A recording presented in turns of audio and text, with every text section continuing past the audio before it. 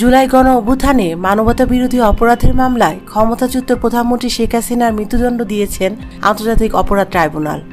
রায় ঘোষণার আগেই 17 নভেম্বর দুপুর 12টায় ধানমন্ডির 32 নম্বরে আনা হয় দুটি বুলডোজার, আর ট্রাকের উপর মাইক হাতে স্লোগান দিতে দেখা যায় কয়েকজন তরুণকে।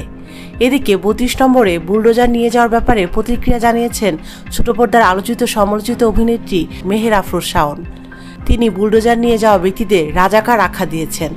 32 নম্বরে বুলডোজার নেওয়ার একটি সংবাদের ফটোকার্ড শেয়ার করে সেখানেই নিজের প্রতিক্রিয়া জানিয়েছেন তিনি।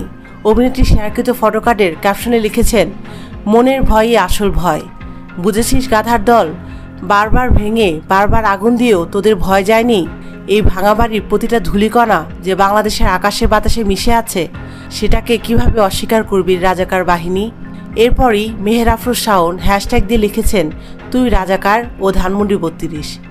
এর আগে চলতি বছরের ফেব্রুয়ারিতে ধানমন্ডির 32 নম্বর সড়কে শেখ মুজিবুর রহমানের বাড়িটির অর্ধেকের বেশি ভেঙে গুঁড়িয়ে দেওয়া হয়। গত বছরের 5 আগস্ট শেখ হাসিনা ক্ষমতা ছেড়ে দেশ থেকে চলে যাওয়ার পর 32 নম্বরে ওই বাড়িটি একবার ভেঙে আগুন দিয়েছিল বিক্ষুব্ধ জনতা।